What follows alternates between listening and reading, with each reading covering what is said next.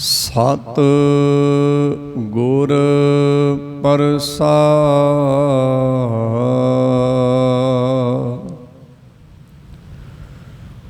वार सूही की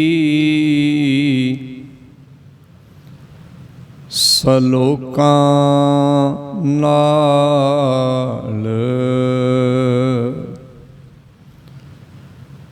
महला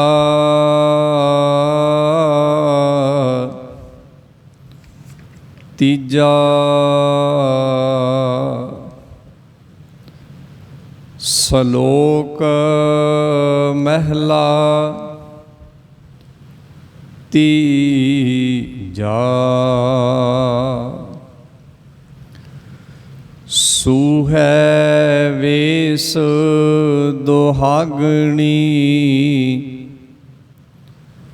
पर पिर रावण जाए पिर छोड़िया कर अपने मोही दूजै पाए मिठा करके खाया बहु साधों वधिया रोग सुध पतार हर छोड़िया फिर लगा जाए विजोग गुरमुख होवे सो पलटिया हर राती साज शिंगार सहज सच पिर राविया हर नामा उरता आज्ञाकारी सदा सुहागण आप मेली करतार नानक पिर पाया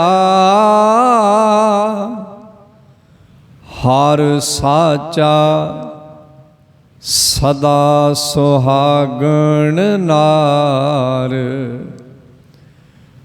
नानक पिर पाया हर साचा सदा सुहागण नार सदा सुहागण नार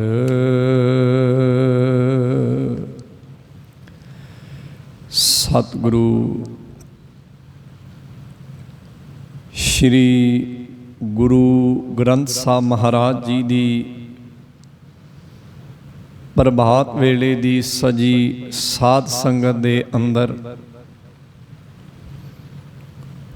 गुरु शब्द नूं श्रवण कर रहे सतसंगी जनों, आप जी ने अज दे इस दीवान अंदर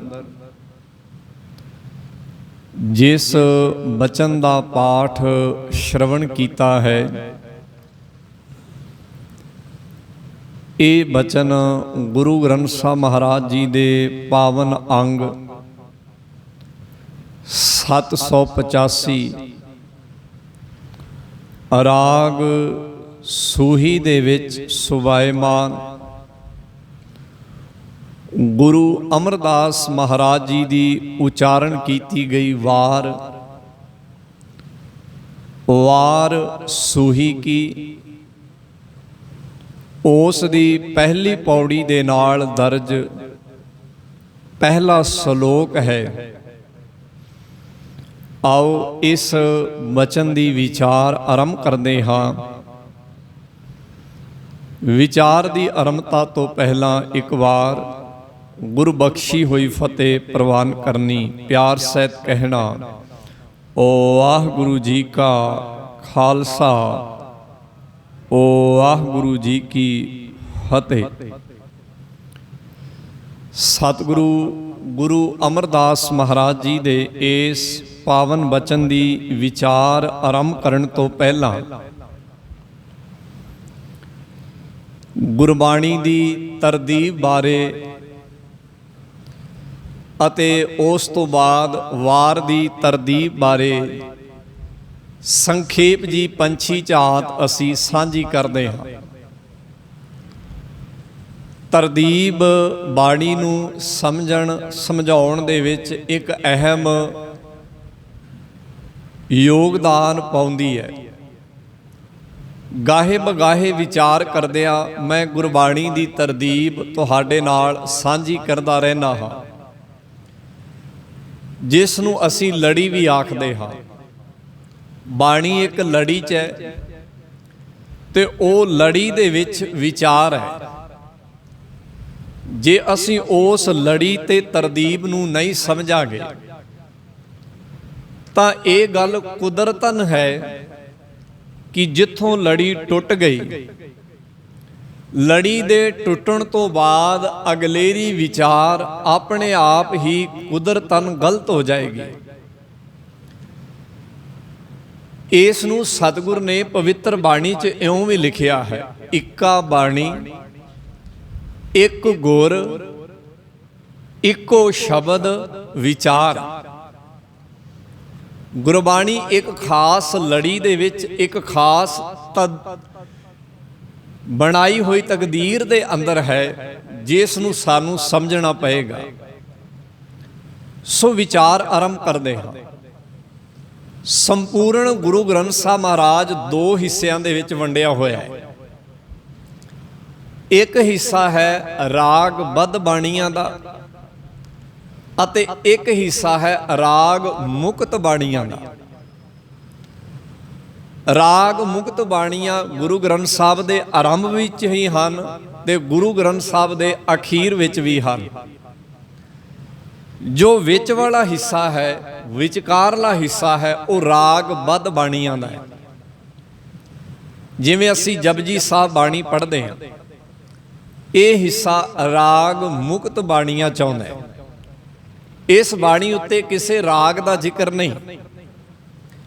ਇਵੇਂ ਹੀ ਅਸੀਂ ਜਿੱਥੇ ਰਾਗਾਂ ਦੀ ਸਮਾਪਤੀ ਹੁੰਦੀ ਹੈ ਤੇ ਉਸ ਤੋਂ ਬਾਅਦ ਸੰਸਕ੍ਰਿਤੀ ਸ਼ਲੋਕ ਪੜ੍ਹਦੇ ਹਾਂ, ਅਸੀਂ ਫੁਨਹੇ ਪੜ੍ਹਦੇ ਹਾਂ, ਉਸ ਤੋਂ ਬਾਅਦ ਸਵਈਏ ਪੜ੍ਹਦੇ ਹਾਂ, ਭੱਟਾਂ ਦੇ ਸਵਈਏ ਪੜ੍ਹਦੇ ਹਾਂ, ਬਾਬਾ ਫਰੀਦ ਸਾਹਿਬ, ਬਾਬਾ ਕਬੀਰ ਸਾਹਿਬ ਦੇ ਸ਼ਲੋਕ ਪੜ੍ਹਦੇ ਹਾਂ, ਵਾਰਾਂ ਤੇ ਵਧੀਕ ਸ਼ਲੋਕ ਪੜ੍ਹਦੇ ਹਾਂ, ਨੌਵੇਂ ਮਹੱਲੇ ਦੇ ਸ਼ਲੋਕ ਪੜ੍ਹਦੇ ਹਾਂ।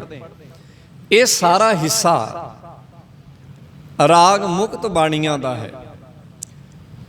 ਸੋ ਮੁੱਢਲੇ ਤੌਰ ਤੇ ਪੂਰਾ ਗੁਰੂ ਗ੍ਰੰਥ ਸਾਹਿਬ ਦੋ ਹਿੱਸਿਆਂ ਦੇ ਵਿੱਚ ਹੈ ਸਮਝਣ ਦੇ ਲਈ। ਇੱਕ ਰਾਗ ਬੱਧ ਹੈ, ਇੱਕ ਰਾਗ ਮੁਕਤ ਹੈ। ਵਾਰਾਂ ਜਿਹੜੀਆਂ ਹਨ ਉਹ ਰਾਗ ਬੱਧ ਹਿੱਸੇ ਦਾ ਇੱਕ ਅੰਗ ਹਨ। ਰਾਗ ਮੁਕਤ ਹਿੱਸੇ ਦੇ ਵਿੱਚ ਵਾਰਾਂ ਨਹੀਂ ਹਨ। ਵਾਰਾਂ ਅੰਗ ਹਨ ਰਾਗ ਬੱਧ ਹਿੱਸੇ ਦਾ। ਤੇ ਜਦੋਂ ਅਸੀਂ ਰਾਗਾਂ ਨੂੰ ਦੇਖਦੇ ਹਾਂ ਤੇ ਗੁਰੂ ਗ੍ਰੰਥ ਸਾਹਿਬ ਮਹਾਰਾਜ ਦੇ ਅੰਦਰ ਰਾਗ 31 ਹਨ। ਭਾਵ ਪੂਰੇ ਰਾਗਾਂ ਨੂੰ ਗੁਰੂ ਗ੍ਰੰਥ ਸਾਹਿਬ ਦੇ ਅੰਦਰ 31 ਹਿੱਸਿਆਂ ਦੇ ਵਿੱਚ ਵੰਡਿਆ ਗਿਆ। ਭਾਵ ਆਪਾਂ ਇਉਂ ਵੀ ਕਹਿ ਸਕਦੇ ਹਾਂ ਕਿ ਰਾਗ ਵਾਲਾ ਹਿੱਸਾ, ਰਾਗ 'ਚ ਜੋ ਬਾਣੀ ਲਿਖੀ ਗਈ ਹੈ, ਉਸ ਪੂਰੇ ਹਿੱਸੇ ਨੂੰ ਗੁਰੂਦੇਵ ਪਾਤਸ਼ਾਹ ਜੀ ਨੇ ਬਾਣੀ ਦੇ ਮੁਤਲਕ, ਬਾਣੀ ਦੇ ਅਨੁਸਾਰ ਰਾਗਾਂ ਨੂੰ ਇੱਕ ਖਾਸ ਲੜੀ ਦੇ ਕੇ ਤੇ 31 ਹਿੱਸਿਆਂ ਦੇ ਵਿੱਚ ਵੰਡ ਦਿੱਤਾ ਹੈ। ਪਹਿਲਾ ਰਾਗ ਸ਼੍ਰੀ ਰਾਗ, ਮਾਝ ਰਾਗ, ਗੌੜੀ ਰਾਗ, ਆਸਾ ਰਾਗ। ਇਵੇਂ ਇਹ ਲੜੀ ਚਲਦੀ ਚਲਦੀ ਅਖੀਰ ਤੇ ਜੈਜਾਵੰਤੀ ਰਾਗ ਅਸੀਂ ਪੜ੍ਹਦੇ ਹਾਂ। 31ਵਾਂ ਰਾਗ ਜੈਜਾਵੰਤੀ ਹੈ। ਹਰ ਇੱਕ ਰਾਗ ਦੇ ਵਿੱਚ ਇੱਕ ਲੜੀ ਹੈ।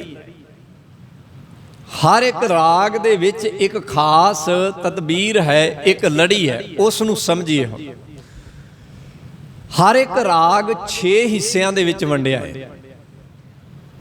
ਪਹਿਲਾ ਹਿੱਸਾ ਹੈ ਪਦੇ। ਪਦੇ 5 ਤਰ੍ਹਾਂ ਦੇ ਹੋ ਸਕਦੇ ਹਨ।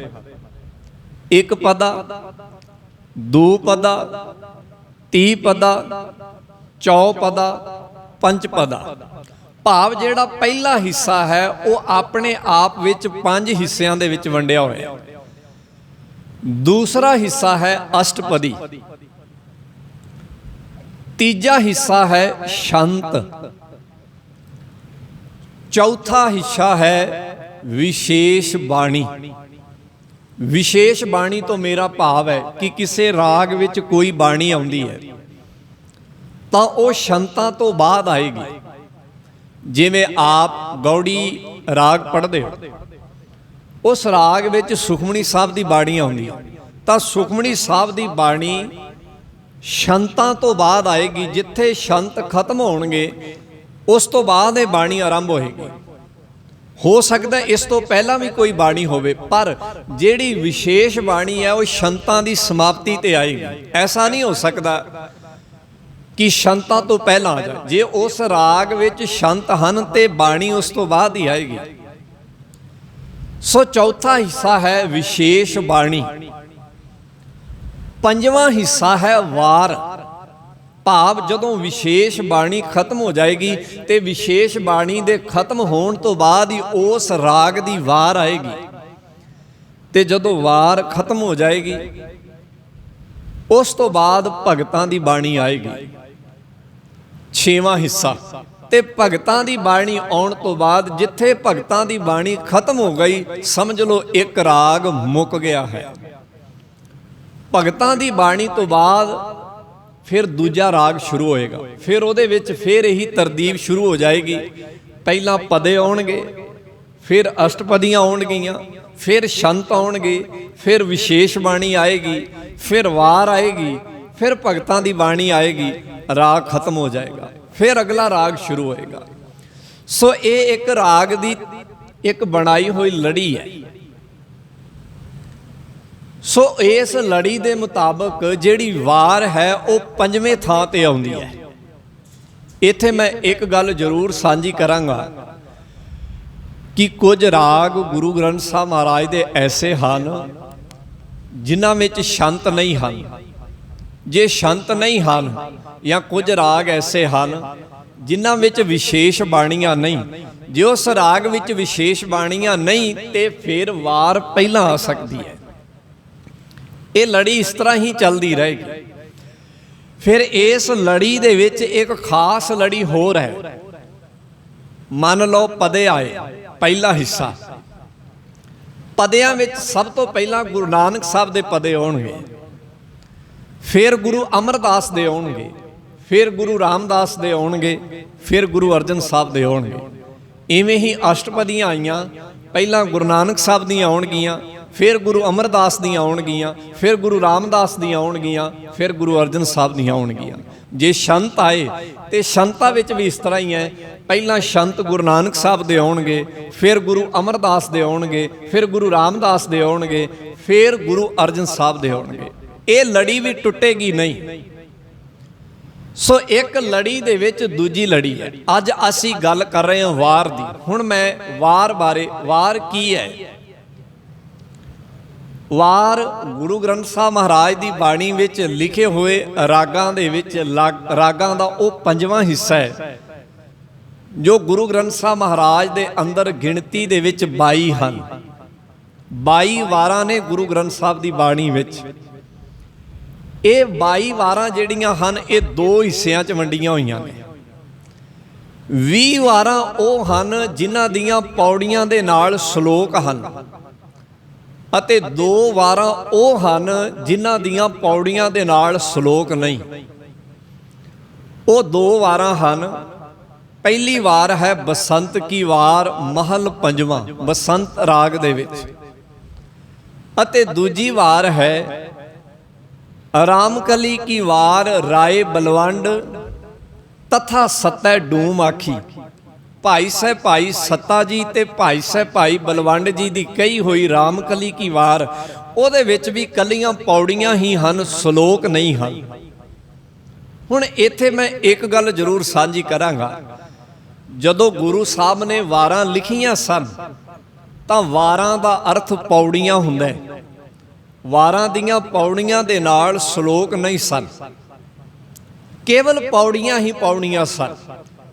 ਜਿਵੇਂ ਹੁਣੇ ਮੈਂ ਸਰਲੇਖ ਪੜ੍ਹਿਆ, ਮੈਂ 2 ਵਾਰੀ ਮਹੱਲਾ ਤੀਜਾ ਪੜ੍ਹਿਆ।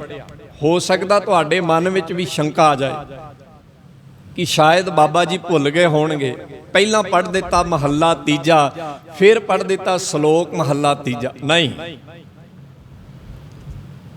ਇਸ ਸਰਲੇਖ ਨੂੰ ਥੋੜਾ ਜਿਹਾ ਸਮਝਣਾ। ਜਿਹੜਾ ਮੈਂ ਪਹਿਲਾਂ ਪੜ੍ਹਿਆ ਮਹੱਲਾ ਤੀਜਾ, ਇਹਦਾ ਮਤਲਬ ਹੈ, ਮੈਂ ਸਰਲੇਖ ਨੂੰ ਦੁਬਾਰਾ ਪੜ੍ਹ ਰਿਹਾ, ਵਾਰ ਸੂਹੀ ਕੀ ਸ਼ਲੋਕਾਂ ਨਾਲ ਮਹੱਲਾ ਤੀਜਾ, ਫਿਰ ਆਉਂਦਾ ਹੈ ਸ਼ਲੋਕ ਮਹੱਲਾ ਤੀਜਾ। ਇਹ 2 ਵਾਰੀ ਲਿਖਿਆ ਹੋਇਆ, ਪਹਿਲਾਂ ਲਿਖਿਆ ਹੋਇਆ ਮਹੱਲਾ ਤੀਜਾ, ਫਿਰ ਲਿਖਿਆ ਹੋਇਆ ਸ਼ਲੋਕ ਮਹੱਲਾ ਤੀਜਾ। ਇਹਦਾ ਕੀ ਭਾਵ ਹੈ? ਜੋ ਪਹਿਲਾਂ ਲਿਖਿਆ ਮਹੱਲਾ ਤੀਜਾ, ਉਹਦਾ ਮਤਲਬ ਹੈ ਇਸ ਵਾਰ ਵਿੱਚ ਜਿੰਨੀਆਂ ਵੀ ਪੌੜੀਆਂ ਨੇ, ਭਾਵ ਇਹ ਜਿਹੜੀ ਵਾਰ ਹੈ ਇਹ ਤੀਜੇ ਪਾਤਸ਼ਾਹ ਦੀ ਹੈ। ਤੇ ਵਾਰ ਜਦੋਂ ਅੱਗੇ ਲਿਖਿਆ ਹੈ ਸ਼ਲੋਕ ਮਹੱਲਾ ਤੀਜਾ, ਜਿਹੜਾ ਸ਼ਲੋਕ ਸ਼ੁਰੂ ਹੋ ਰਿਹਾ, ਭਾਵ ਜਿਹੜੇ ਸ਼ਲੋਕ ਨੂੰ ਮੈਂ ਤੁਹਾਨੂੰ ਪਾਠ ਦੇ ਦੁਆਰਾ ਸੁਣਾਇਆ, ਉਹ ਸ਼ਲੋਕ ਵੀ ਤੀਜੇ ਪਾਤਸ਼ਾਹ ਦਾ ਹੀ ਲਿਖਿਆ ਹੋਇਆ। ਇਹਦਾ ਮਤਲਬ ਇਹ ਹੈ, ਭਾਵ ਜਿਹੜਾ ਮਹੱਲਾ ਤੀਜਾ ਵਾਰ ਦੇ ਨਾਲ ਪੜ੍ਹਦੇ ਆ, ਉਹਦਾ ਮਤਲਬ ਇਹ ਹੁੰਦਾ ਹੈ ਕਿ ਇਸ ਵਾਰ ਵਿੱਚ ਜਿੰਨੀਆਂ ਵੀ ਪੌੜੀਆਂ ਨੇ ਉਹ ਕਿਹੜੇ ਪਾਤਸ਼ਾਹ ਦੀਆਂ ਲਿਖੀਆਂ ਹੋਈਆਂ। ਜਿਵੇਂ ਪੜ੍ਹਿਆ ਵਾਰ ਸੂਹੀ ਕੀ ਸ਼ਲੋਕਾਂ ਨਾਲ ਮਹੱਲਾ ਤੀਜਾ, ਇਹਦਾ ਮਤਲਬ ਹੈ ਇਹ ਤੀਜੇ ਪਾਤਸ਼ਾਹ ਦੀ ਵਾਰ ਹੈ। ਤੇ ਵਾਰ ਦਾ ਮਤਲਬ ਹੁੰਦਾ ਪੌੜੀਆਂ, ਕਿਉਂਕਿ ਪੌੜੀਆਂ ਜਿੱਥੇ ਵੀ ਲਿਖੀਆਂ ਆਉਂਦੀਆਂ ਨੇ, ਪੌੜੀਆਂ ਦੇ ਅੱਗੇ ਇਹ ਲਿਖਿਆ ਨਹੀਂ ਆਉਂਦਾ ਮਹੱਲਾ ਪਹਿਲਾ, ਮਹੱਲਾ ਦੂਜਾ, ਮਹੱਲਾ ਤੀਜਾ। ਸ਼ਲੋਕਾਂ ਦੇ ਨਾਲ ਲਿਖਿਆ ਮਿਲੇਗਾ। ਜਦੋਂ ਤੁਸੀਂ ਕੋਈ ਵੀ ਸ਼ਲੋਕ ਗੁਰਬਾਣੀ ਚੋਂ ਪੜ੍ਹੋ, ਉਹਦੇ ਨਾਲ ਲਿਖਿਆ ਜ਼ਰੂਰ ਮਿਲੇਗਾ ਸ਼ਲੋਕ ਮਹੱਲਾ ਪਹਿਲਾ, ਸ਼ਲੋਕ ਮਹੱਲਾ ਦੂਜਾ, ਸ਼ਲੋਕ ਮਹੱਲਾ ਤੀਜਾ। ਪਰ ਜਦੋਂ ਪੌੜੀ ਪੜ੍ਹੋਗੇ, ਪੌੜੀ ਦੇ ਨਾਲ ਕਦੀ ਵੀ ਲਿਖਿਆ ਨਹੀਂ ਮਿਲੇਗਾ ਇਹ ਮਹੱਲਾ ਪਹਿਲਾ, ਮਹੱਲਾ ਦੂਜਾ, ਕਿਉਂਕਿ ਪੌੜੀ ਦੱਸਣ ਵਾਸਤੇ ਕਿ ਪੌੜੀ ਕਿਹੜੇ ਗੁਰੂ ਦੀ ਹੈ, ਇਹਦੇ ਲਈ ਪਹਿਲਾਂ ਹੀ ਲਿਖ ਦਿੱਤਾ ਜਾਂਦਾ ਹੈ ਮਹੱਲਾ ਪਹਿਲਾ। ਜਿਵੇਂ ਅਸੀਂ ਆਸਾ ਕੀ ਵਾਰ ਪੜ੍ਹਦੇ ਹਾਂ, ਆਸਾ ਕੀ ਵਾਰ ਆਰੰਭ ਹੁੰਦੀ ਹੈ, ਆਸਾ ਕੀ ਵਾਰ ਮਹੱਲਾ ਪਹਿਲਾ, ਟੁੰਡੈ ਅਸ ਰਾਜੈ ਕੀ ਧੁਨੀ। ਉਹਦੇ ਨਾਲ ਇੱਕ ਚੀਜ਼ ਹੋਰ ਨਾਲ ਲਿਖੀ ਹੁੰਦੀ ਹੈ, ਵਾਰ ਸ਼ਲੋਕਾਂ ਨਾਲ ਪਹਿਲਾਂ। ਜਿਵੇਂ ਇਹਦੇ 'ਚ ਲਿਖਿਆ ਆਇਆ ਵਾਰ ਸ਼ਲੋਕਾਂ ਨਾਲ, ਇਹਦਾ ਭਾਵ ਇਹ ਬਣਦਾ ਹੈ ਕਿ ਇਸ ਵਾਰ ਵਿੱਚ ਜਿਹੜੀਆਂ ਪੌੜੀਆਂ ਨੇ ਉਹ ਵੀ ਤੀਜੇ ਪਾਤਸ਼ਾਹ ਦੀਆਂ ਨੇ, ਤੇ ਜਿਹੜੇ ਸ਼ਲੋਕ ਨੇ ਬਹੁਤੇ ਉਹ ਵੀ ਤੀਜੇ ਪਾਤਸ਼ਾਹ ਦੇ ਨੇ। ਇਹਦਾ ਭਾਵ ਇਹ ਬਣਦਾ ਹੈ। ਸੋ ਖੈਰ, ਮੁੱਢਲੀ ਜੀ ਵਿਚਾਰ, ਉੱਪਰਲੀ ਵਿਚਾਰ ਇਹ ਹੈ ਕਿ ਪੌੜੀ ਤੋਂ ਭਾਵ ਵਾਰ ਹੈ। ਵਾਰ ਦੀਆਂ ਕੇਵਲ ਪੌੜੀਆਂ ਹੁੰਦੀਆਂ ਨੇ, ਫਿਰ ਉਹਨਾਂ ਪੌੜੀਆਂ ਦੀ ਵਿਆਖਿਆ ਦੇ ਲਈ ਉਹਦੇ ਨਾਲ ਸ਼ਲੋਕ ਲਿਖੇ ਜਾਂਦੇ ਹਨ। ਇਹ ਲੜੀ ਗੁਰੂ ਅਰਜਨ ਸਾਹਿਬ ਸੱਚੇ ਪਾਤਸ਼ਾਹ ਮਹਾਰਾਜ ਨੇ ਉਸ ਵਕਤ ਬਣਾਈ ਜਦੋਂ ਉਹਨਾਂ ਨੇ ਭਾਈ ਗੁਰਦਾਸ ਜੀ ਅਤੇ ਹੋਰ ਲਿਖਾਰੀਆਂ ਦੇ ਕੋਲੋਂ ਆਦਿ ਬੀੜ ਦੀ ਸੰਪਾਦਨਾ ਕਰਵਾਈ ਗਈ। ਜੋ ਮੈਂ ਪਿੱਛੇ ਦੱਸ ਕੇ ਆਇਆ, ਜੋ ਮੈਂ ਪੂਰਾ ਸਟਰਕਚਰ ਤੁਹਾਨੂੰ ਪਿੱਛੇ ਦੱਸਿਆ ਹੈ ਕਿ ਗੁਰੂ ਗ੍ਰੰਥ ਸਾਹਿਬ 2 ਹਿੱਸਿਆਂ 'ਚ ਵੰਡਿਆ ਹੈ, ਰਾਗ 31 ਹਿੱਸਿਆਂ 'ਚ ਵੰਡੇ ਨੇ, ਹਰ ਇੱਕ ਰਾਗ 6 ਹਿੱਸਿਆਂ 'ਚ ਵੰਡਿਆ ਹੈ। ਇਹ ਸਾਰੀ ਤਰਤੀਬ ਜਿਹੜੀ ਹੈ ਇਹ ਗੁਰੂ ਅਰਜਨ ਸਾਹਿਬ ਸੱਚੇ ਪਾਤਸ਼ਾਹ ਮਹਾਰਾਜ ਨੇ ਭਾਈ ਗੁਰਦਾਸ ਦੇ ਕੋਲ ਬਣਵਾਈ, ਤੇ ਭਾਈ ਗੁਰਦਾਸ ਤੇ ਹੋਰ ਵਿਦਵਾਨਾਂ ਨੇ ਇਹਨਾਂ ਨੂੰ ਲਿਖਿਆ। ਤੇ ਉਸ ਤੋਂ ਬਾਅਦ ਵਾਰਾਂ ਦਾ ਜੋ ਸਟਰਕਚਰ ਅਸੀਂ ਪੜ੍ਹਦੇ ਹਾਂ, ਜੋ ਤਰਤੀਬ ਪੜ੍ਹਦੇ ਹਾਂ, ਇਹ ਵੀ ਗੁਰੂ ਅਰਜਨ ਸਾਹਿਬ ਸੱਚੇ ਪਾਤਸ਼ਾਹ ਨੇ ਬਣਾਈ। ਗੁਰੂ ਅਰਜਨ ਸਾਹਿਬ ਤੋਂ ਪਹਿਲਾਂ ਵਾਰਾਂ ਕੇਵਲ ਪੌੜੀਆਂ ਹੀ ਹੁੰਦੀਆਂ ਸਨ। ਵਾਰਾਂ ਦੀਆਂ ਪੌੜੀਆਂ ਨਾਲ ਸ਼ਲੋਕ ਨਹੀਂ ਸਨ ਹੁੰਦੇ, ਕੇਵਲ ਪੌੜੀਆਂ ਹੀ ਸਨ। ਉਹਨਾਂ ਨੇ ਇਹ ਤਰਤੀਬ ਬਣਾ ਕੇ 20 ਵਾਰਾਂ ਦੀਆਂ ਪੌੜੀਆਂ ਦੇ ਨਾਲ ਸ਼ਲੋਕ ਦਰਜ ਕਰ ਦਿੱਤੇ। ਤੇ ਜਿਹੜੇ ਸ਼ਲੋਕ ਵੱਧ ਗਏ, ਉਹਨਾਂ ਨੂੰ ਗੁਰੂ ਗ੍ਰੰਥ ਸਾਹਿਬ ਦੇ ਸਭ ਤੋਂ ਅਖੀਰ ਤੇ ਇਸ ਸਰਲੇਖ ਹੇਠ ਦਰਜ ਕਰ ਦਿੱਤਾ। ਜਦੋਂ ਸਾਡੇ ਘਰੇ ਗੁਰਬਾਣੀ ਪਾਠ ਦੀ ਸਮਾਪਤੀ ਹੁੰਦੀ ਹੈ, ਚਾਹੇ ਅਖੰਡ ਪਾਠ ਹੋਏ ਚਾਹੇ ਸਹਿਜ ਪਾਠ ਹੋਏ, ਤਾਂ ਉਥੇ ਅਖੀਰ ਤੇ ਸ਼ਲੋਕ ਪੜ੍ਹੇ ਜਾਂਦੇ ਹਨ, ਸ਼ਲੋਕ ਵਾਰਾਂ ਤੇ ਵਧੇਕ। ਉਹਦਾ ਮਤਲਬ ਇਹ ਹੈ ਕਿ ਜਿਹੜੇ ਸ਼ਲੋਕ ਵਾਰਾਂ ਤੋਂ ਵੱਧ ਗਏ ਹਨ ਉਹਨਾਂ ਨੂੰ ਗੁਰੂ ਗ੍ਰੰਥ ਸਾਹਿਬ ਦੇ ਅਖੀਰ ਤੇ ਦਰਜ ਕੀਤਾ। ਉਹਦੇ 'ਚ ਕਿਹੜੇ ਕਿਹੜੇ ਸ਼ਲੋਕ ਹਨ? ਉਹਦੇ 'ਚ ਹਨ ਮਹੱਲੇ ਪਹਿਲੇ ਦੇ, ਉਹਦੇ 'ਚ ਹਨ ਮਹੱਲੇ ਤੀਜੇ ਦੇ, ਉਹਦੇ 'ਚ ਹਨ ਮਹੱਲੇ ਚੌਥੇ ਦੇ, ਉਹਦੇ 'ਚ ਹਨ ਮਹੱਲੇ ਪੰਜਵੇਂ ਦੇ, ਤੇ ਉਹਦੇ 'ਚ ਹਨ ਮਹੱਲੇ ਨੌਵੇਂ ਦੇ। ਭਾਵ 5 ਗੁਰੂ ਸਾਹਿਬਾਨਾਂ ਦੇ ਸ਼ਲੋਕ ਜਿਹੜੇ ਵਾਰਾਂ ਤੋਂ ਵੱਧ ਗਏ ਉਹਨਾਂ ਨੂੰ ਗੁਰੂ ਗ੍ਰੰਥ ਸਾਹਿਬ ਜੀ ਦੇ ਅਖੀਰ ਤੇ ਦਰਜ ਕਰ ਦਿੱਤਾ ਗਿਆ। ਬਾਕੀ ਜਿਹੜੇ ਸ਼ਲੋਕ ਵਿਆਖਿਆ ਦੇ ਵਿੱਚ ਸਹੀ ਸਨ ਉਹਨਾਂ ਨੂੰ ਪੌੜੀਆਂ ਦੇ ਨਾਲ ਜੋੜ ਕੇ ਗੁਰੂ ਸਾਹਿਬ ਜੀ ਨੇ ਪੌੜੀਆਂ ਦੇ ਨਾਲ ਲਿਖ ਦਿੱਤਾ। ਕਿਸੇ ਪੌੜੀ ਨਾਲ 1 ਸ਼ਲੋਕ ਹੈ, ਕਿਸੇ ਪੌੜੀ ਨਾਲ 2 ਸ਼ਲੋਕ ਹੈ, ਕਿਸੇ ਨਾਲ 3 ਵੀ ਹਨ, ਕਿਸੇ ਨਾਲ 4 ਵੀ ਹਨ। ਇਹ ਗਿਣਤੀ ਮੁਕਰਰ ਨਹੀਂ ਹੈ ਕਿ ਕਿਸੇ ਪੌੜੀ ਦੇ ਨਾਲ ਕਿੰਨੇ ਸ਼ਲੋਕ ਹੋਣਗੇ। ਸੋ ਇੱਥੋਂ ਇੱਕ ਗੱਲ ਨਿਕਲ ਕੇ ਸਾਹਮਣੇ ਆਉਂਦੀ ਹੈ ਕਿ ਸਾਨੂੰ ਵਾਰਾਂ ਦੀ ਵਿਚਾਰ ਜਿਹੜੀ ਹੈ ਉਹ ਪੌੜੀਆਂ ਤੋਂ ਸ਼ੁਰੂ ਕਰਨੀ ਚਾਹੀਦੀ ਹੈ, ਤੇ ਪੌੜੀਆਂ ਤੋਂ ਵਿਚਾਰ ਨੂੰ ਸ਼ੁਰੂ ਕਰਕੇ ਤੇ ਉਹਦੀ ਵਿਆਖਿਆ ਦੇ ਵਿੱਚ ਸ਼ਲੋਕਾਂ ਨੂੰ ਲੈਣਾ ਚਾਹੀਦਾ ਹੈ। ਜਿਵੇਂ ਅਸੀਂ ਕਿਸੇ ਸ਼ਬਦ ਦੀ ਵਿਚਾਰ ਕਰਦੇ ਹਾਂ, ਜਿਹੜੇ ਅਸ਼ਟਪਦੀ ਚਾਹੁੰਦੇ ਨੇ, ਛੰਤ ਚਾਹੁੰਦੇ ਨੇ ਜਾਂ ਪਦਿਆਂ ਚਾਹੁੰਦੇ ਨੇ, ਤੇ ਅਸੀਂ ਉੱਥੇ ਇਹ ਦੇਖਦੇ ਹਾਂ ਕਿ ਸਭ ਤੋਂ ਪਹਿਲਾਂ ਵਿਚਾਰ ਰਹਾਉ ਵਾਲੇ ਬੰਦ ਤੋਂ ਸ਼ੁਰੂ ਕੀਤੀ ਜਾਂਦੀ ਹੈ। ਇਹ ਮੰਨਿਆ ਜਾਂਦਾ ਹੈ ਕਿ ਜਿਹੜਾ ਰਹਾਉ ਵਾਲਾ ਬੰਦ ਹੈ ਉਹ ਸ਼ਬਦ ਦਾ ਕੇਂਦਰੀ ਭਾਵ ਹੈ। ਇਵੇਂ ਹੀ ਜਦੋਂ ਅਸੀਂ ਇੱਕ ਪੌੜੀ ਪੜ੍ਹਦੇ ਹਾਂ ਤੇ ਪੌੜੀ ਨਾਲ ਸ਼ਲੋਕ ਪੜ੍ਹਦੇ ਹਾਂ, ਕਈ ਵਾਰ ਇਹ 5-5 ਸ਼ਬਦ ਹੋ ਜਾਂਦੇ ਨੇ, 4-4 ਸ਼ਬਦ ਹੋ ਜਾਂਦੇ ਨੇ। ਫਿਰ ਉੱਥੇ ਕਿਵੇਂ ਅੰਦਾਜ਼ਾ ਲਾਇਆ ਜਾਏ ਕਿ ਵਿਚਾਰ ਕਿੱਥੋਂ ਸ਼ੁਰੂ ਕੀਤੀ ਜਾਏ, ਕੇਂਦਰੀ ਭਾਵ ਲੜੀ ਕਿੱਥੋਂ ਸ਼ੁਰੂ ਹੁੰਦੀ ਹੈ, ਜਿਸ ਲੜੀ ਦੀ ਮੈਂ ਗੱਲ ਕਰ ਰਿਹਾ ਸਾਂ।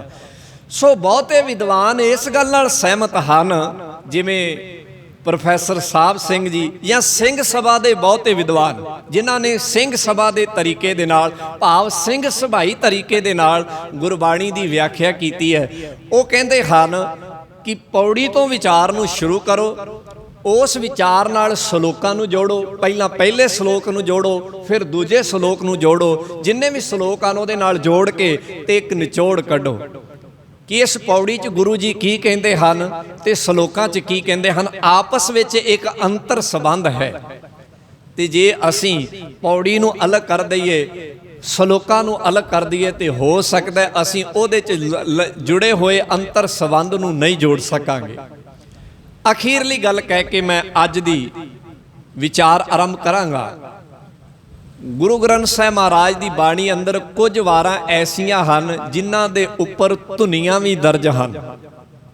ਜਿਵੇਂ ਅਸੀਂ ਆਸਾ ਕੀ ਵਾਰ ਪੜ੍ਹਦੇ ਹਾਂ, ਉਹਦੇ ਉੱਪਰ ਲਿਖਿਆ ਹੁੰਦਾ ਟੁੰਡੇ ਅਸ ਰਾਜੈ ਕੀ ਧੁਨੀ।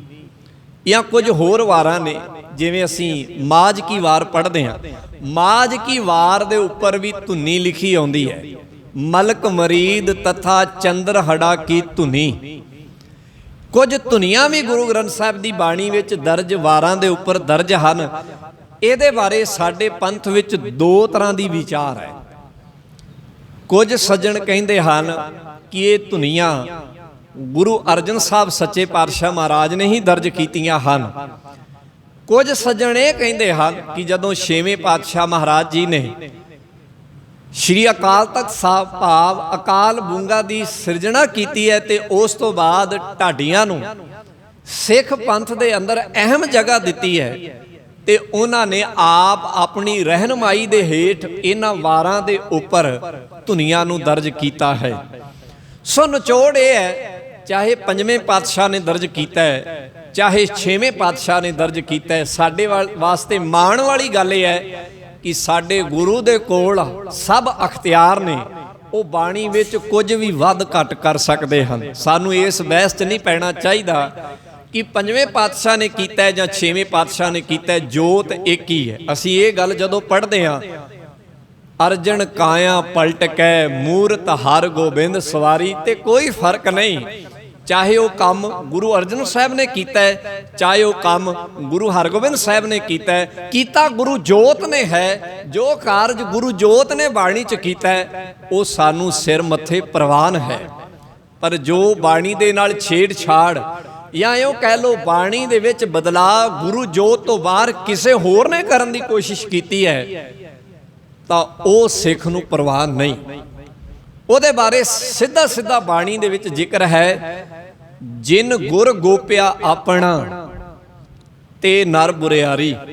ਜਿਨ੍ਹਾਂ ਨੇ ਆਪਣੇ ਗੁਰੂ ਨੂੰ ਲੁਕਾ ਦਿੱਤਾ ਉਹ ਬੰਦੇ ਬੜੇ ਬੁਰੇ ਨੇ, ਭਾਵ ਗੁਰੂ ਦੇ ਨਾਲ ਹੇਰਾਫੇਰੀ ਕੀਤੀ ਉਹ ਬੰਦੇ ਬੜੇ ਦੁਸ਼ਟ ਨੇ।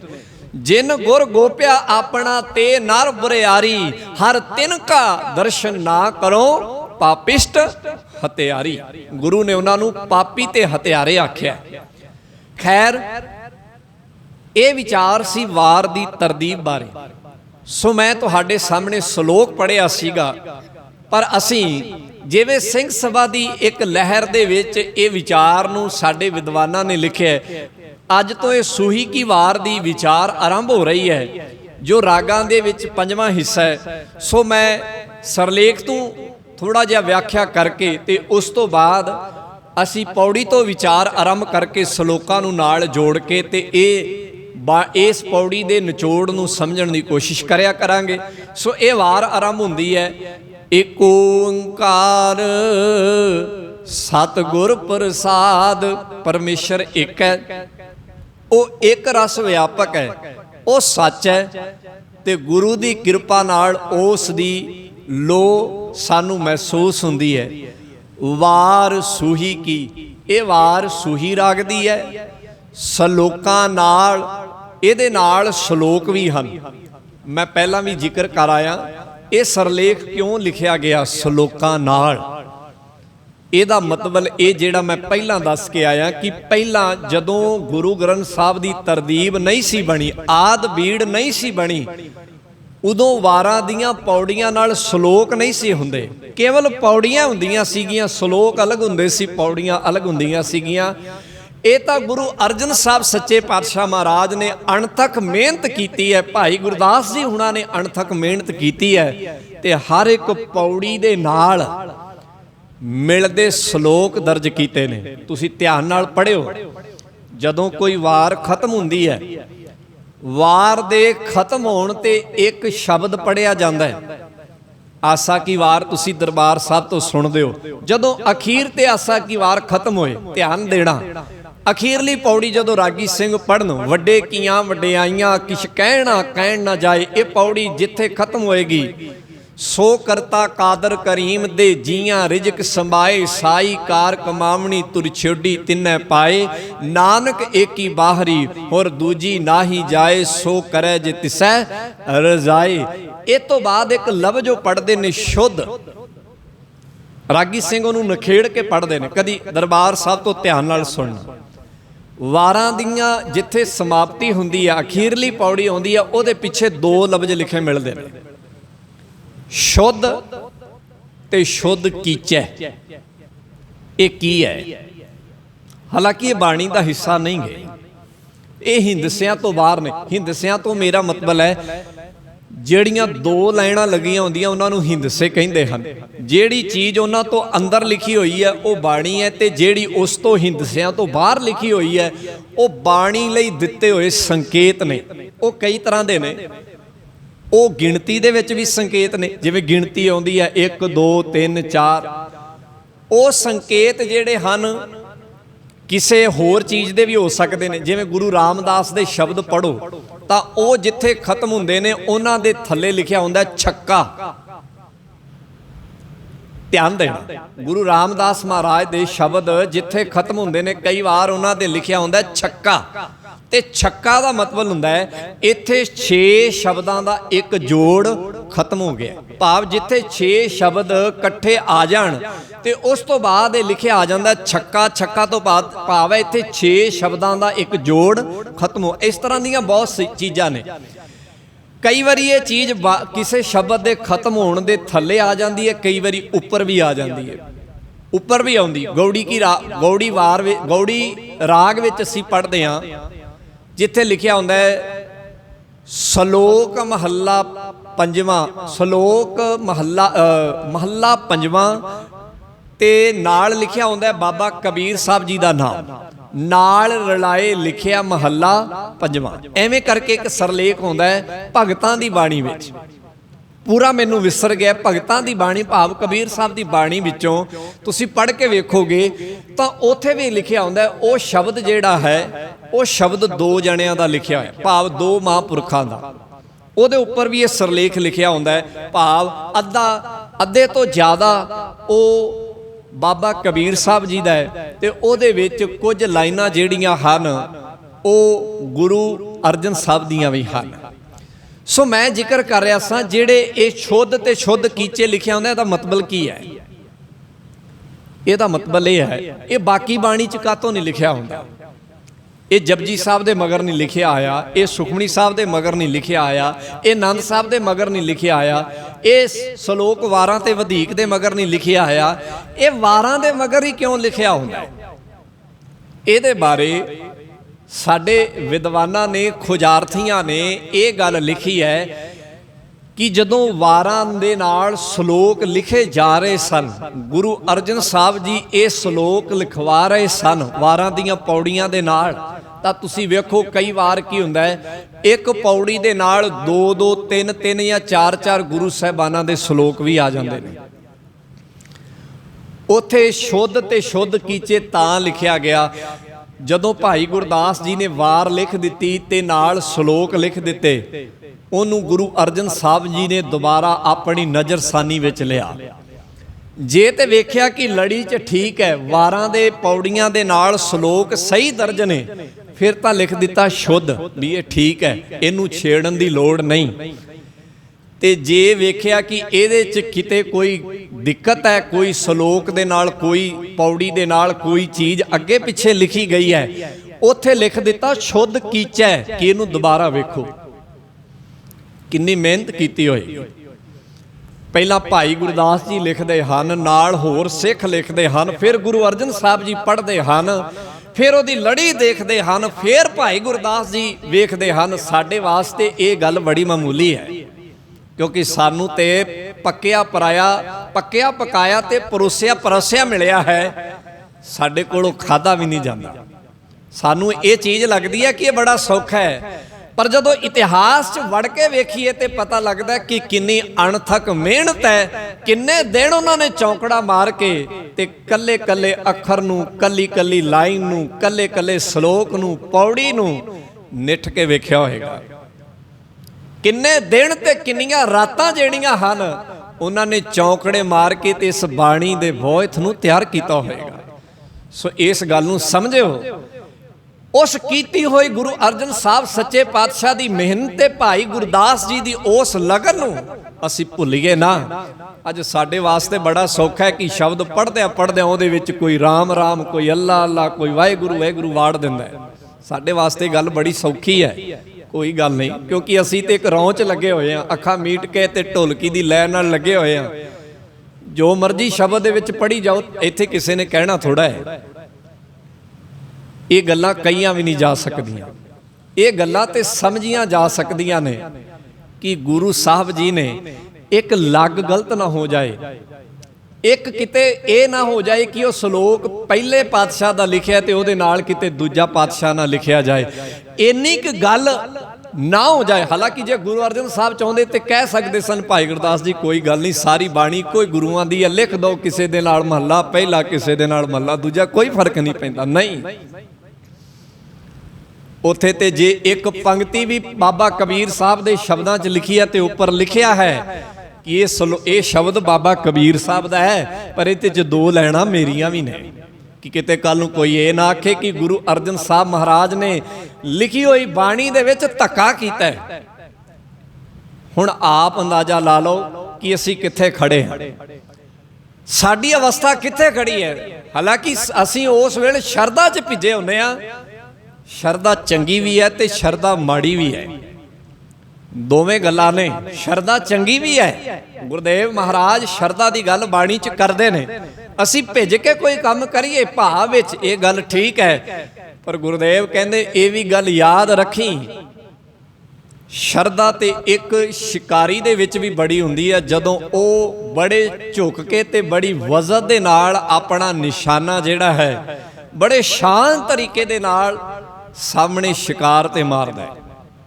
ਭਾਵ ਤੇ ਉਹਦੇ ਵਿੱਚ ਵੀ ਬੜਾ ਨਿਮਰ ਵਾਲਾ ਤੇ ਆਹਿਲ ਹੁੰਦਾ ਹੈ। ਉਹ ਆਪਣਾ ਇੱਕ ਅੰਗ ਕੀ ਆਪਣੇ ਸਾਹ ਦੀ ਆਵਾਜ਼ ਤੱਕ ਨਹੀਂ ਆਉਣ ਦਿੰਦਾ, ਪਰ ਉਹਦੀ ਉਹ ਸ਼ਰਧਾ ਠੀਕ ਨਹੀਂ। ਗੁਰਦੇਵ ਨੇ ਕਿਹਾ ਸੀਸ ਨਵਾਏ ਕਿਆ ਥੀਐ ਜੇ ਹਿਰਦੈ ਕਸ਼ੁੱਧੈ ਜ਼ਾਹਿਰ। ਸੋ ਬੇਨਤੀ ਨੂੰ ਸਮਝਣਾ। ਮੈਂ ਇਹ ਤਰਤੀਬ ਇਸ ਕਰਕੇ ਤੁਹਾਡੇ ਸਾਹਮਣੇ ਰੱਖੀ ਹੈ, ਇਹਦੇ ਵਿੱਚ ਸਾਡੇ ਗੁਰੂਆਂ ਦਾ ਖੂਨ ਪਸੀਨੇ ਤੇ ਅਣਥਕ ਮਿਹਨਤ ਲੱਗੀ ਹੈ। ਜੇ ਅਸੀਂ ਉਸ ਤਰਤੀਬ ਨੂੰ ਨਹੀਂ ਸਮਝਾਂਗੇ ਤੇ ਅਸੀਂ ਗੁਰੂਆਂ ਦੀ ਕੀਤੀ ਹੋਈ, ਅਸੀਂ ਸਿੱਖਾਂ ਦੀ ਕੀਤੀ ਹੋਈ ਉਸ ਮਿਹਨਤ ਨੂੰ ਨਜ਼ਰਅੰਦਾਜ਼ ਕਰਾਂਗੇ। ਸੋ ਬਾਣੀ ਨੂੰ ਪੜ੍ਹਦਿਆਂ ਅਸੀਂ ਬਾਣੀ ਦੇ ਉਹੀ ਲਫ਼ਜ਼ ਪੜ੍ਹੀਏ ਜਿਹੜੇ ਹਿੰਦਸਿਆਂ ਦੇ ਵਿੱਚ ਸਾਡੇ ਗੁਰੂ ਨੇ ਲਿਖੇ ਨੇ। ਹਾਂ, ਕਿਤੇ ਅਚਾਨਕ ਨਾ ਸਮਝੀ ਕਰਕੇ ਕੋਈ ਗਲਤੀ ਹੋ ਜਾਏ ਉਹ ਵੱਖਰੀ ਗੱਲ ਹੈ, ਪੜ੍ਹਦਿਆਂ ਕੋਈ ਅੱਖਰ ਵਿਸਰ ਜਾਏ ਉਹ ਇੱਕ ਵੱਖਰੀ ਗੱਲ ਹੈ, ਪਰ ਸਮਝ ਹੁੰਦਿਆਂ ਆਪਣੇ ਮਤ ਦੇ ਨਾਲ ਬਾਣੀ ਦੇ ਲਫ਼ਜ਼ਾਂ ਵਿੱਚ ਆਪਣੇ ਲਫ਼ਜ਼ ਜੋੜ ਕੇ ਤੇ ਗਾਉਣਾ, ਮੈਂ ਸਮਝਦਾ ਇਹ ਨਾ ਸਮਝੀ ਹੈ। ਇਹ ਇੱਕ ਵੱਡੀ ਭੁੱਲ ਹੈ ਜੋ ਸਾਡੇ ਪੰਥ 'ਚ ਹੋ ਰਹੀ ਹੈ ਤੇ ਅਸੀਂ ਕਰ ਰਹੇ ਹਾਂ। ਸੋ ਖੈਰ, ਮੈਂ ਗੱਲ ਸ਼ੁਰੂ ਕੀਤੀ ਸੀ ਵਾਰ ਸੂਹੀ ਕੀ। ਇਹ ਵਾਰ ਸੂਹੀ ਕੀ ਹੈ? ਸ਼ਲੋਕਾਂ ਨਾਲ, ਭਾਵ ਇਹਦੀ ਪੌੜੀ ਦੇ ਨਾਲ ਸ਼ਲੋਕ ਵੀ ਦਰਜ ਹਨ। ਮੈਂ ਪਹਿਲਾਂ ਜ਼ਿਕਰ ਕਰ ਆਇਆ ਕਿ ਵਾਰਾਂ ਕੇਵਲ ਪੌੜੀਆਂ ਹੁੰਦੀਆਂ ਸਨ। ਇਹ ਤਰਤੀਬ ਗੁਰੂ ਅਰਜਨ ਸਾਹਿਬ ਨੇ ਦਿੱਤੀ ਹੈ। ਪੌੜੀਆਂ ਨਾਲ ਸ਼ਲੋਕ ਗੁਰੂ ਅਰਜਨ ਸਾਹਿਬ ਨੇ ਦਰਜ ਕੀਤੇ, ਸ਼ਲੋਕਾਂ ਨਾਲ ਪੌੜੀਆਂ ਨਾਲ ਸ਼ਲੋਕ ਵੀ ਦਰਜ ਹਨ। ਮਹੱਲਾ ਤੀਜਾ, ਇਹ ਵਾਰ ਤੀਜੇ ਪਾਤਸ਼ਾਹ ਭਾਵ ਗੁਰੂ ਅਮਰਦਾਸ ਮਹਾਰਾਜ ਜੀ ਦੀ ਲਿਖੀ ਹੋਈ ਹੈ। ਤੇ ਕੱਲ ਤੋਂ ਅਸੀਂ ਪਹਿਲਾਂ ਇਹਦੀ ਪੌੜੀ ਦੀ ਵਿਚਾਰ ਸ਼ੁਰੂ ਕਰਾਂਗੇ, ਪੌੜੀ ਦੇ ਨਾਲ ਫਿਰ ਸ਼ਲੋਕ ਜੋੜਿਆ ਕਰਾਂਗੇ। ਹਾਲਾਂਕਿ ਪਹਿਲਾਂ ਸ਼ਲੋਕ ਲਿਖੇ ਆਉਂਦੇ ਨੇ, ਪਰ ਤਰਤੀਬ ਇਹ ਕਹਿੰਦੀ ਹੈ ਕਿ ਪਹਿਲਾਂ ਪੌੜੀਆਂ ਹਨ, ਪੌੜੀਆਂ 'ਚ ਜੋ ਵਿਚਾਰ ਗੁਰੂ ਕਹਿੰਦਾ ਹੈ ਉਹਦੀ ਵਿਆਖਿਆ ਸ਼ਲੋਕਾਂ 'ਚ ਕਰਦਾ ਹੈ। ਇਹ ਤਰਤੀਬ ਸੀ, ਇਹਦੇ ਮੁਤਾਬਕ ਆਪਾਂ ਇਹਦੀ ਵਿਆਖਿਆ ਜਿਹੜੀ ਹੈ ਕਰਦੇ ਜਾਵਾਂਗੇ ਤੇ ਇਸ ਵਾਰ ਨੂੰ, ਇਸ ਬਾਣੀ ਨੂੰ ਅਸੀਂ ਸਮਝਦੇ ਜਾਵਾਂਗੇ। ਵਾਰ ਦਾ ਅੰਤਲਾ ਭਾਵ ਕਹਿ ਕੇ ਮੈਂ ਸਮਾਪਤੀ ਕਰਾਂਗਾ। ਵਾਰ ਦਾ ਮਤਲਬ ਹੈ ਉਹ ਕਵਿਤਾ ਜੋ ਲੜਨ ਵਾਲੇ ਯੋਧਿਆਂ ਨੂੰ ਜੰਗ ਦੇ ਵਿੱਚ ਉਤਸ਼ਾਹਿਤ ਕਰਨ ਦੇ ਲਈ ਭੱਟਾਂ ਦੇ ਵੱਲੋਂ ਉਹਨਾਂ ਦੇ ਸਾਹਮਣੇ ਗਾਈ ਜਾਂਦੀ ਸੀ। ਜੋ ਕਵਿਤਾ ਜੰਗ ਦੇ ਮੈਦਾਨ ਵਿੱਚ ਲੜਨ ਵਾਲੇ ਯੋਧਿਆਂ ਦੇ ਸਾਹਮਣੇ ਭੱਟਾਂ, ਕਵੀਆਂ, ਢਾਡੀਆਂ, ਲਿਖਾਰੀਆਂ ਦੇ ਵੱਲੋਂ ਗਾਈ ਜਾਂਦੀ ਸੀ ਕਿ ਉਹਨਾਂ ਦੇ ਵਿੱਚ ਜੋਸ਼ ਪੈਦਾ ਹੋ ਜਾਏ, ਉਹਨੂੰ ਵਾਰ ਕਹਿੰਦੇ ਸਨ। ਤੇ ਗੁਰੂ ਸਾਹਿਬ ਜੀ ਨੇ ਸਾਨੂੰ ਸਾਰਿਆਂ ਨੂੰ ਯੋਧੇ ਆਖਿਆ। ਅਸੀਂ ਇੱਕ ਜੰਗ ਲੜ ਰਹੇ ਹਾਂ। ਇਹ ਜੰਗ ਬਾਹਰ ਦੀ ਵੀ ਹੈ, ਇਹ ਜੰਗ ਸਾਡੇ ਅੰਦਰ ਦੀ ਵੀ ਹੈ, ਜਿਹਨੂੰ ਗੁਰਦੇਵ ਕਹਿੰਦੇ ਨੇ ਮਨ ਜੀਤੈ ਜੰਗ ਜੀਤ। ਇਹ ਜੰਗ ਮਨ ਨੂੰ ਜਿੱਤਣ ਦੀ ਵੀ ਹੈ। ਮਨ ਨੂੰ ਜਿੱਤਣ ਦੀ ਜੰਗ ਜਿਹੜੀ ਹੈ, ਉਸ ਜੰਗ ਨੂੰ ਗੁਰਦੇਵ ਨੇ ਵਾਰਾਂ ਦੇ ਵਿੱਚ, ਲੜੀ ਦੇ ਵਿੱਚ ਪਰੋ ਕੇ ਲਿਖਿਆ। ਸੋ ਸਮਝ ਲੈਣਾ, ਜਦੋਂ ਅਸੀਂ ਵਾਰ ਨੂੰ ਪੜ੍ਹਦੇ ਹਾਂ ਤੇ ਗੁਰੂਦੇਵ ਵਾਰ ਵਿੱਚ ਇਹ ਸਮਝਾਉਂਦੇ ਨੇ ਕਿ ਆਪਣੇ ਮਨ ਨੂੰ ਜਿੱਤਣਾ ਕਿਵੇਂ ਹੈ। ਇਹ ਨੁਕਤਾ ਸਮਝਾਉਂਦੇ ਨੇ। ਜਿਵੇਂ ਪੁਰਾਣੇ ਜ਼ਮਾਨੇ 'ਚ ਮੈਦਾਨੇ ਜੰਗ ਵਿੱਚ ਸਿਪਾਹੀ ਲੜਨ ਚੱਲੇ ਸਨ ਤੇ ਕਵੀ ਉਹਨਾਂ ਦੇ ਸਾਹਮਣੇ ਵਾਰ ਗਾਉਂਦੇ ਸਨ ਤੇ ਉਹਨਾਂ ਨੂੰ ਕਹਿੰਦੇ ਸਨ ਕਿ ਮੈਦਾਨੇ ਜੰਗ 'ਚੋਂ ਦੋ ਹੀ ਅਵਸਥਾ 'ਚ ਆਇਓ, ਜਾਂ ਜਿੱਤ ਕੇ ਆਇਓ ਤੇ ਜਾਂ ਸ਼ਹੀਦ ਹੋ ਕੇ ਆਇਓ, ਪਿੱਠ ਵਿਖਾ ਕੇ ਨਾ ਆਇਓ। ਇਵੇਂ ਗੁਰਦੇਵ ਸਾਨੂੰ ਕਹਿੰਦੇ ਨੇ, ਭਾਈ ਇਸ ਸੰਸਾਰ ਵਿੱਚ ਤੁਸੀਂ ਗਏ ਹੋ, ਜਾਂ ਤੇ ਮਨ ਨੂੰ ਜਿੱਤ ਕੇ ਆਇਓ ਤੇ ਜਾਂ ਸ਼ਹੀਦ ਹੋ ਕੇ ਆਇਓ, ਪਿੱਠ ਵਿਖਾ ਕੇ ਨਾ ਆਇਓ। ਇਸ ਨੂੰ ਬਾਬਾ ਕਬੀਰ ਸਾਹਿਬ ਜੀ ਨੇ ਆਖਿਆ, ਕਹੋ ਕਬੀਰ ਦੇਖ ਵਿਚਾਰ ਜੀਤ ਕੇ ਹਾਰ। ਹੁਣ ਤੂੰ ਵੇਖ ਲਾ ਕਿ ਜਿੱਤ ਕੇ ਆਉਣਾ ਕਿ ਹਾਰ ਕੇ ਆਉਣਾ। ਇਹਨੂੰ ਬਾਬਾ ਰਵਿਦਾਸ ਜੀ ਨੇ ਆਖਿਆ ਹੈ, ਬਹੁਤ ਜਨਮ ਬਿਸ਼ਰੇ ਥੇ ਮਾਧੋ, ਇਹ ਜਨਮ ਤੁਮਾਰੇ ਲੇਖੇ, ਕਹਿ ਰਵਿਦਾਸ ਆਸ ਲੱਗ ਜੀਵੋ, ਚਿਰ ਭਇਓ ਦਰਸ਼ਨ ਦੇਖੇ। ਇਹਨੂੰ ਗੁਰੂ ਸਾਹਿਬ ਨੇ ਆਖਿਆ, ਜੋ ਤੋ ਪ੍ਰੇਮ ਖਿਲਣ ਕਾ ਚਾਓ, ਸਿਰ ਧਰ ਤਲੀ ਗਲੀ ਮੇਰੀ ਆਓ, ਇਤ ਮਾਰਗ ਪੈਰ ਧਰੀਜੈ, ਸਿਰ ਦੀਜੈ ਕਾਣ ਨਾ ਕੀਜੈ। ਸੋ ਸਾਰੇ ਮਹਾਂਪੁਰਖਾਂ ਨੇ ਇਸ ਮਨ ਦੀ ਜੰਗ ਨੂੰ ਆਪੋ ਆਪਣੇ ਤਰੀਕੇ ਨਾਲ ਲਿਖਿਆ। ਉਹ ਜੰਗ ਦੇ ਵਿੱਚ ਜਿਹੜਾ ਸੁਨੇਹਾ ਇੱਕ ਸਿਪਾਹੀ ਨੂੰ ਦਿੱਤਾ ਜਾਂਦਾ ਹੈ ਉਹ ਵਾਰਾਂ ਵਿੱਚ ਹੈ। ਅਸੀਂ ਸਾਰੇ ਸਿਪਾਹੀ ਹਾਂ, ਅਸੀਂ ਮਨ ਨੂੰ ਜਿੱਤਣ ਦੀ ਕੋਸ਼ਿਸ਼ ਕਰਨੀ ਹੈ। ਕਿਵੇਂ ਕਰਨੀ ਹੈ ਇਹ ਗੱਲ ਵਾਰ 'ਚ ਗੁਰੂ ਸਾਹਿਬ ਸਮਝਾਉਣਗੇ। ਕੱਲ ਤੋਂ ਹੀ ਵਿਚਾਰ ਆਰੰਭ ਕਰਾਂਗੇ। ਹੋਈਆਂ ਭੁੱਲਾਂ ਗਲਤੀਆਂ ਦੀ ਖਿਮਾ ਕਰਨੀ, ਪਿਆਰ ਸਹਿਤ ਕਹਿਣਾ ਜੀ ਵਾਹਿਗੁਰੂ ਜੀ ਕਾ ਖਾਲਸਾ ਵਾਹਿਗੁਰੂ ਜੀ ਕੀ ਫਤਿਹ। ਰਾਮ ਕਲੀ ਮਹੱਲਾ ਤੀਜਾ। ਆਨੰਦ ਏਕ ਓੰਕਾਰ ਸਤਿਗੁਰ ਪ੍ਰਸਾਦ। ਆਨੰਦ ਪਿਆ ਮੇਰੀ ਮਾਈ ਸਤਿਗੁਰੂ ਮੈਂ ਪਾਇਆ।